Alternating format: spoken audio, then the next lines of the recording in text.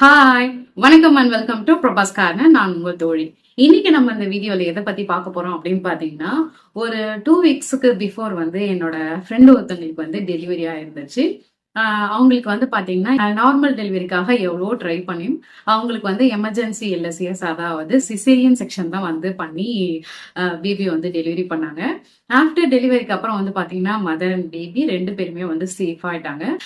But ஆனா அவங்க discharge ஆகி வீட்டுக்கு போனதுக்கு அப்புறம் பாத்தீங்கன்னா அவங்களோட மதர் இன்லாம் அண்ட் ஃபேமிலியில இருக்கிற ஃபேமிலி மெம்பர்ஸ் பாத்தீங்கன்னா அவங்கள கொஞ்சம் திட்ட ஆரம்பிச்சிட்டாங்க. அதாவது என்ன அப்படின்னு பாத்தீங்கன்னா, நீ ஒழுங்கா வீட்டு வேலைகள் எதுவுமே செய்யல, ஒழுங்கா எக்ஸசைஸ் பண்ணல, வாக்கிங்லாம் இது மாதிரி எதுவுமே நீ சரியா பண்ணல, நீ வீட்டு வேலையெல்லாம் ஒழுங்கா பண்ணியிருந்த அப்படின்னா உனக்கு இப்போ நார்மல் டெலிவரி ஆயிருக்கும், இது மாதிரி உனக்கு சிசேரியன் செக்ஷன் ஆயிருக்காது, இதுக்கப்புறம் நிறைய பிரச்சனைகள்லாம் வரும். சோ நீ உன்னோட டெலிவரி டைம்லயே நீ ஒழுங்கா ஆக்டிவா வீட்டு வேலை எல்லாம் பாத்திருந்த அப்படின்னா இப்போ உனக்கு இந்த மாதிரி ஒரு டெலிவரி ஆயிருக்காது அப்படின்ற மாதிரி அவங்கள வீட்டுல எல்லாருமே கொஞ்சம் திட்ட ஆரம்பிச்சுட்டாங்க. இன்னும் அவங்க மனசு ரொம்ப கஷ்டப்படுற மாதிரி நிறைய வார்த்தைகள் பேசிட்டாங்க. சோ இதனால பாத்தீங்கன்னா அவங்க ரொம்ப ஸ்ட்ரெஸ் ஆகி ஆஃப்டர் டெலிவரிக்கு அப்புறம் பாத்தீங்கன்னா போஸ்ட் டெலிவரி ஸ்ட்ரெஸ்ஸுக்கு ஆளாகி நிறைய அதனால பாத்தீங்கன்னா அவங்களுக்கு ஒழுங்கா பேபியை கேர் பண்ணிக்க முடியாம, பிரெஸ்ட் ஃபீட் ஒழுங்கா கொடுக்க முடியாம, அது மட்டும் இல்லாம மில்க் செக்ரேஷனும் பாத்தீங்கன்னா ரொம்ப கம்மி ஆயிடுச்சு. அது மட்டும் இல்லாம அவங்க அவங்க ஹெல்த்தையும் சரியா பாத்துக்க முடியாம ரொம்ப ஸ்ட்ரெஸ் ஆயிட்டாங்க. சோ இது எதுக்கு சொல்ல வரேன் அப்படின்னு பாத்தீங்கன்னா, சிசேரியன் செக்ஷன்றதே பாத்தீங்கன்னா ரொம்ப பெயின்ஃபுல்லான ஒரு விஷயம். நார்மல் டெலிவரி அந்த டைம்ல வலி இருக்கும், அதுக்கப்புறம் பாத்தீங்கன்னா கொஞ்சம் கொஞ்சமா வலி கம்மியா அவங்க நார்மல் லைஃப் வந்துடுவாங்க சீக்கிரமா. ஆனா இதே சிசேரியன் செக்ஷன்ன்றது பாத்தீங்கன்னா எத்தனை லேயரை கட் பண்ணி உள்ள பேபியை டெலிவரி பண்றாங்க. அவங்களுக்கு டெலிவரி பெயின் எவ்வளவு நாளுக்கு இருக்கும், அவங்களால நார்மலா கொஞ்ச நாளைக்கு செய்ய வேண்டியது எதுவுமே அவங்களால செஞ்சுக்க முடியாது. சோ ஆல்ரெடி அவங்க பாத்தீங்கன்னா பிசிக்கலா ரொம்ப பெயின்ல இருப்பாங்க. அதுல மேற்கொண்டு நீங்க அவங்கள இது மாதிரி மனசு கஷ்டப்படுற மாதிரி பேசும்போது பாத்தீங்கன்னா அது இன்னும் தேவையில்லாத பிரச்சனைகளை அவங்களுக்கு இன்னும் மேலும் உண்டாக்கும். அது மட்டும் இல்லாமல் அவங்களுக்கு ஸ்ட்ரெஸ்ஸும் ரொம்ப அதிகமாயிடும். ஒரு நார்மலா பாத்தீங்கன்னா ஒரு கன்சீவா இருக்கிறவங்க நார்மல் டெலிவரிக்காக எக்ஸசைஸ் பண்றது, ரெகுலரா வாக்கிங் போறது, வீட்டு வேலைகள்ல பங்கேற்கிறது, இது மாதிரி விஷயங்கள் பண்றது ரொம்ப நல்ல விஷயம் தான். இது மாதிரி பண்ணும்போது பாத்தீங்கன்னா அவங்களோட இடுப்பு எலும்புகள்லாம் நல்லா பிளெக்சிபிள் ஆகி அவங்களுக்கு நார்மல் டெலிவரி ஆகுறதுக்கு ரொம்ப யூஸ்ஃபுல்லா இருக்கும். அதனாலதான் பாத்தீங்கன்னா ஹெல்த் செக்அப்புக்கு எல்லாம் வரும்போது பாத்தீங்கன்னா அம்மாவை நல்லா வீட்டு வேலைகள்லாம் கொஞ்சம் நல்லா பாருங்க, நல்லா வேலையெல்லாம் நல்லா பாருங்க, எக்ஸசைஸ் மைல்டான எக்ஸசைஸ் பண்ணுங்க, ரெகுலரா வாக்கிங் போங்க, இந்த மாதிரிலாம் சொல்லுவாங்க. சோ இந்த மாதிரிலாம் பண்ணும்போது பாத்தீங்கன்னா அவங்களுக்கு நார்மல் டெலிவரி ஆகுறதுக்கு அதிக சான்சஸ் இருக்கு. பட் அதையும் தாண்டி அவங்க நார்மல் டெலிவரி பண்ணிக்கிறதுக்கு ரெடியா இருந்தாலும் அவங்க நார்மல் டெலிவரி பண்ணிக்கிறதுக்கு அவங்க எலிஜிபிளா இருந்தாலுமே கூட சில காரணங்களால டெலிவரி டைம் அப்ப அவங்களுக்கு சிசேரியன் செக்ஷன் பண்றதுக்கான வாய்ப்புகள் இருக்கு.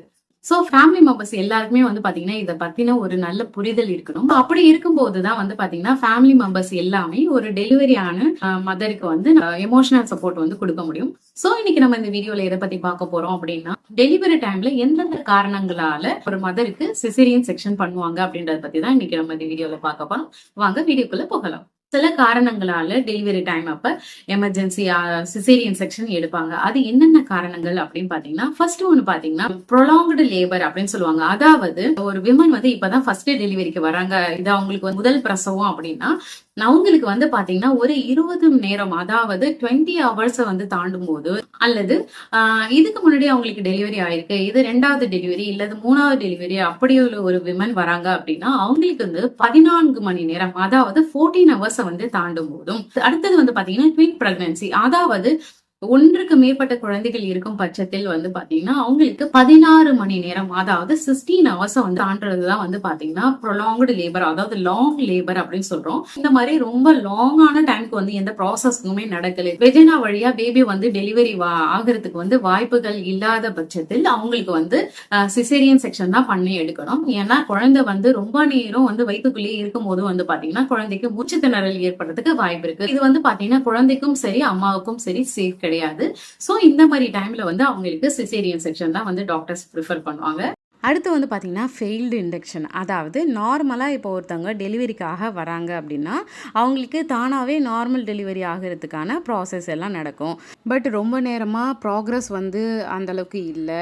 அது மட்டும் இல்லாமல் மதர் அண்ட் பேபிக்கு ரிஸ்க் ஏதாவது வர மாதிரி இருந்துச்சுன்னா டாக்டர்ஸ் வந்து என்ன பண்ணுவாங்கன்னா மருந்து மூலியமாகவோ இல்லை வேறு வழியிலோ வந்து லேபரோட ப்ராக்ரஸை வந்து வெளியிலேருந்து ஸ்டார்ட் பண்ணுவாங்க. இதை தான் வந்து லேபர் இண்டக்ஷன் அப்படின்னு சொல்லுவாங்க. இப்படி ஸ்டார்ட் பண்ணி லேபர் அடுத்த ஸ்டேஜுக்கு கொண்டு போவாங்க. பட் ஃபெயில்டு இண்டக்ஷன்றது என்ன அப்படின்னா வெளியிலிருந்து மருந்து கொடுத்து ஒரு 6-8 மணி நேரம் கழித்து அப்புறமும் எந்த ப்ராக்ரஸும் இல்லை, கண்ட்ராக்ஷனும் வந்து அடிக்குவேட்டாக இல்லை அப்படின்னா இதுதான் ஃபெயில்டு இண்டக்ஷன் அப்படின்னு சொல்லுவாங்க. எந்தெந்த ரீசனுக்காகலாம் இண்டக்ஷன் பண்ணுவாங்க அப்படின்னு பார்த்தீங்கன்னா பேபி ஓவர் டியூ, அதாவது கொடுத்த டியூ டேட்டை தாண்டி டெலிவரி ஆகாமல் இருக்கிறது. நெக்ஸ்ட்டு வந்து பார்த்தீங்கன்னா ஆம்னியோட்டிக் ஃப்ளூயிட் வந்து வெளியில் வந்துடுறது, பட் கண்ட்ராக்ஷன் வந்து அந்தளவுக்கு இல்லாமல் இருக்கிறது. தென் மெடிக்கல் கண்டிஷன் ஏதாவது high blood pressure, gestational diabetes, அதாவது அம்மாவுக்கு சுகர் இது மாதிரி ஏதாவது இருந்துச்சுன்னா அந்த கண்டிஷனுக்கு பண்ணுவாங்க. அடுத்து வந்து பாத்தீங்கன்னா ஃபீட்டல் மேக்ரோசோமியா, அதாவது நார்மலா ஒரு குழந்தையோட வெயிட் வயிற்றுக்குள்ள இருக்கும்போது வந்து பாத்தீங்கன்னா 4000 grams ஆர் 8 pounds இந்த வெயிட்டை தாண்டி இருக்கிறது தான் வந்து ஃபீட்டல் மேக்ரோசோமியா அப்படின்னு சொல்லுவோம். குழந்தை வந்து கொஞ்சம் வெயிட் அதிகமா இருக்கும்போது டெலிவரி நார்மல் டெலிவரி பண்றது வந்து பாத்தீங்கன்னா கொஞ்சம் கஷ்டமா இருக்கும். இதனால வந்து பாத்தீங்கன்னா பர்த் இன்ஜுரி எல்லாம் வந்து மதருக்கு வரதுக்கு வாய்ப்பு இருக்கு. வெஜைனல் டேர், அதாவது பிறப்பு உறுப்பு வந்து கிழியறதுக்கு வாய்ப்பு இருக்கு. யூட்ரைன் ரப்சர் ஆகிறதுக்கு வாய்ப்பு இருக்கு. பர்த் ட்ராமா, அதாவது காயங்கள் வந்து ஏற்படுறதுக்கு வந்து அதிக வாய்ப்புகள் இருக்கு. அதே போல குழந்தைக்கு வந்து பாத்தீங்கன்னா மூச்சு திணறல் ஏற்படுறதுக்கு வாய்ப்புகள் இருக்கு. குழந்தைக்கு வந்து எங்கேயாவது காயங்கள் வந்து ஏற்படுறதுக்கு வாய்ப்பு இருக்கு. அது மட்டும் இல்லாமல் ஃபீட்டல் ஹைப்போகிளைசீமியா, அதாவது குழந்தைக்கு வந்து குழந்தையோட ரத்த சர்க்கரை அளவு வந்து கம்மியாகிறதுக்கு வந்து வாய்ப்பு இருக்கு. இதனால குழந்தைக்கு மூச்சு திணறல் வர்றதுக்கும் அதிக வாய்ப்பு இருக்கு. சோ இந்த மாதிரி பிரச்சனைகள் எல்லாம் வந்து தடுக்கிறதுக்காக நார்மல் டெலிவரியை விட சிசேரியன் செக்ஷன்றது வந்து பாத்தீங்கன்னா இதுக்கு ஒரு பெஸ்ட் ஆப்ஷன். அடுத்து வந்து பாத்தீங்கன்னா மல்டிபிள் பிரெக்னன்சி, அதாவது ஒரு குழந்தைக்கு மேல 2 குழந்தையோ இல்ல 3 குழந்தையோ இருக்கும் பட்சத்தில் அவங்களுக்கு வந்து நார்மல் டெலிவரியை விட சிசேரியன் செக்ஷன் வந்து மோஸ்ட் ஆஃப் த டைம் வந்து சேஃபா இருக்கு. அடுத்து வந்து பாத்தீங்கன்னா அப்ஸ்ட்ரக்டட் லேபர் ஆர் லேபர் டிஸ்டோஷியா அப்படின்னு சொல்லுவாங்க. இதுல என்ன நடக்கும் அப்படின்னு பாத்தீங்கன்னா சில காரணங்களால பேபியால இடுப்பு பகுதியை விட்டு வெளியே டெலிவரி ஆகி வெளியே வர முடியாது. சோ இதுக்கு நிறைய காரணங்கள் இருக்கு. அது என்னென்ன அப்படின்னு பாத்தீங்கன்னா பேபியோட பொசிஷன் வந்து சரியில்லைனாலோ, இல்ல வந்து மதரோட பெல்விக் பிரிம் விட்டு வெளியில வர முடியாமலோ, இல்ல வந்து சின்ன பெல்விங்கா இருந்தாலோ, இல்ல வந்து பர்த் கேனால் வந்து பாத்தீங்கன்னா அதாவது பிறப்பு குழாயின்னு சொல்லுவாங்க, அது வந்து சின்னதா இருந்தாலோ, இல்ல குழந்தை வந்து ரொம்ப பெருசா இருந்தாலோ. சோ இது நிறைய காரணங்களால நடக்கும். அது என்னன்னா அப்படின்னு பாத்தீங்கன்னா ஸ்மால் பெல்விஸ், அதாவது அந்த பெல்விஸ் ஏரியா வந்து ரொம்ப சின்னதா இருந்தாலோ, இல்ல பர்த் கேனால் வந்து ரொம்ப சின்னதா இருந்தாலோ, இல்ல குழந்தையோட பொசிஷன் வந்து அப்நார்மலா இருந்தாலோ பேபி வந்து அந்த பெல்விக் ஏரியா விட்டு வெளியில வந்து டெலிவரி ஆகி வர்றதுக்கு வந்து ரொம்ப கஷ்டமா இருக்கும். சோ இந்த மாதிரி டைம்லயும் வந்து பாத்தீங்கன்னா நார்மல் டெலிவரியை விட சிசேரியன் செக்ஷன் பண்றது ரொம்ப சேஃப். இது அப்படி பண்ணாம விட்டுட்டோம் அப்படின்னா பேபி வந்து பாத்தீங்கன்னா ரெஸ்பிரேட்டரி ப்ராப்ளம் வந்து பேபி ஈவன் டெத் ஆகிறதுக்கு கூட வாய்ப்பு இருக்கு. அது மட்டும் இல்லாம மதருக்கு வந்து இன்ஃபெக்ஷன் ஆகிறதுக்கு வாய்ப்புகள் இருக்கு. யூட்ரைன் வந்து ரப்சர் ஆகிறதுக்கு வாய்ப்புகள் இருக்கு. அது மட்டும் இல்லாம போஸ்ட் பார்ட்டம் ப்ளீடிங் வந்து ஹெவியா இருக்கிறதுக்கு வாய்ப்பு இருக்கு. இந்த மாதிரி டைம்ல நார்மல் டெலிவரி விட இமீடியட்டா வந்து சிசேரியன் செக்ஷன் பண்ணி பேபியை டெலிவரி பண்றதா வந்து பாத்தீங்கன்னா மதர் அண்ட் பேபி 2 பேருக்குமே ரொம்ப சேஃபான ஒரு விஷயம். அடுத்து வந்து பாத்தீங்கன்னா ஃபீட்டல் மால் பிரசன்டேஷன். இதுல நார்மலா வந்து பாத்தீங்கன்னா ஒரு பேபி டெலிவரி ஆகுதுன்னா பேபியோட ஹெட் தலைப்பகுதி தான் வந்து ஃபர்ஸ்ட் வந்து பாத்தீங்கன்னா பர்த் கேனால் வழியா வெளியில வரும். சோ இதுதான் வந்து ஒரு நார்மல் ப்ராசஸ். இது இல்லாமல் பிரீச் பிரசன்டேஷன் சொல்லுவாங்க, அதாவது பேபி வந்து உட்கார்ந்த மாதிரி பேபியோட பாட்டம் வந்து ஃபர்ஸ்ட் வெளியில வருது, இல்ல ஃபீட் வெளியில வருது. ஷோல்டர் பிரசன்டேஷன் சொல்லுவாங்க, அதாவது ஷோல்டர் வந்து முதல்ல வெளியில வருது, கை முதல்ல வெளியில வருது. சோ இந்த மாதிரி நிறைய பிரசன்டேஷன் இருக்கு. தலைப்பகுதி வெளியில வராம பிரீச் பேபியோட பாட்டம், அதாவது பட்டக் இந்த ஏரியா வந்து முதல்ல வெளியில வர்றது வந்து பாத்தீங்கன்னா டெலிவரி ப்ராசஸ் வந்து பாத்தீங்கன்னா ரொம்ப லாங் ஆகும். சோ ஈஸியா வந்து டெலிவரி ஆக முடியாது. இதனால வந்து பாத்தீங்கன்னா ரொம்ப லாங் டைம்க்கு வந்து இந்த லேபர்லயே வந்து மதர் இருப்பாங்க. சோ இது வந்து பாத்தீங்கன்னா மதர் அண்ட் பேபி 2 பேருக்குமே வந்து சேஃப் கிடையாது. சோ இந்த மாதிரி டைம்ல வந்து அவங்களுக்கு சிசேரியன் செக்ஷன் பண்றதா வந்து பாத்தீங்கன்னா ரொம்ப சேஃபான ஒரு விஷயம். நெக்ஸ்ட் வந்து பாத்தீங்கன்னா பேபி இஸ் இன் டிஸ்ட்ரெஸ். இந்த ஃபீட்டல் டிஸ்ட்ரெஸ்ன்றது வந்து பாத்தீங்கன்னா நிறைய காரணங்களால நடக்கும். மோஸ்ட்லி வந்து பாத்தீங்கன்னா இது எதனால ஏற்படுது அப்படின்னு பாத்தீங்கன்னா குழந்தைக்கு போதுமான அளவு ஆக்சிஜன் கிடைக்காததான் வந்து பாத்தீங்கன்னா மெயின் ரீசன். நார்மலா குழந்தை வந்து வயிற்றுக்குள்ள இருக்கும் போது என்ன நடக்கும் அப்படின்னு பாத்தீங்கன்னா காத்து சுவாசிச்சு அது லங்ஸுக்கு போய் லங்ஸ்ல இருந்து நம்ம பிளட்டுக்கு அந்த ஆக்சிஜன் கேரி ஆகி அது வந்து பாத்தீங்கன்னா பேபியோட பிளாசண்டால இருந்து அது பேபியோட பிளட் மூலியமா குழந்தைக்கு போய் சேரும். சோ இந்த ப்ராசஸ்ல வந்து ஏதாவது சேஞ்சஸ் நடந்துச்சு அப்படின்னா குழந்தைக்கு போதுமான அளவு ஆக்சிஜன் கிடைக்காததுனால வந்து பாத்தீங்கன்னா குழந்தைக்கு மூச்சு திணறல் ஏற்படும். இதை வந்து எப்படி கண்டுபிடிக்கலாம் அப்படின்னு பாத்தீங்கன்னா பேபியோட ஹார்ட் ரேட்ல வந்து பாத்தீங்கன்னா ரொம்ப அதிகமாவோ இல்ல வந்து ரொம்ப லோவாவோ இருக்கும். அப்படி இல்லைன்னா வந்து பாத்தீங்கன்னா பேபியோட மூவ்மெண்ட் வந்து பாத்தீங்கன்னா ரொம்ப ப்ரொலாங்டு டைமுக்கு வந்து ரொம்ப கம்மியா தான் இருக்கும். தென் அம்னியோட்டிக் ஃப்ளூயிட் வந்து பாத்தீங்கன்னா கம்மியா இருக்கும். சோ இதெல்லாம் வந்து பாத்தீங்கன்னா இதோட சயின்ஸ், இதை வச்சு நம்ம கண்டுபிடிக்கலாம்.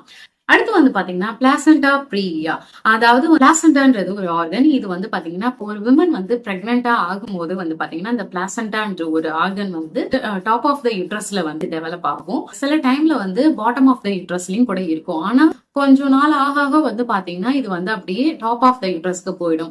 சில பேருக்கு வந்து பாத்தீங்கன்னா இது யூட்ரஸோட மேல போகாம கீழேயே கம்ப்ளீட்டாவோ இல்ல பார்ஷியலாவோ வந்து பாத்தீங்கன்னா ஓப்பனிங் ஆஃப் த யூட்ரஸ், அதாவது அது சர்விக்ஸ்ன்னு சொல்லுவாங்க, அந்த இடத்த வந்து கம்ப்ளீட்டாவோ இல்ல பார்ஷியலாவோ வந்து பாத்தீங்கன்னா கவர் பண்ணிடும். அதனால பேபி வந்து நார்மலா வெஜைனா வழியா டெலிவரி ஆகுறது வந்து இது பிளாக் பண்ணும். சோ இதனால வந்து பாத்தீங்கன்னா மதருக்கு வந்து பிஃபோர் டெலிவரி ஆகுறதுக்கு முன்னாடியோ இல்ல டெலிவரி அப்போவோ இல்ல டெலிவரி ஆனதுக்கு அப்புறமே வந்து பாத்தீங்கன்னா சிவியரா வந்து ப்ளீடிங் ஆகிறதுக்கு வாய்ப்பு இருக்கு. அந்த மாதிரி டைம்ல வந்து பாத்தீங்கன்னா மதருக்கு வந்து நார்மல் டெலிவரி பண்றதை விட சிசேரியன் செக்ஷன் பண்றது வந்து பாத்தீங்கன்னா ஒரு சேஃபான விஷயம்.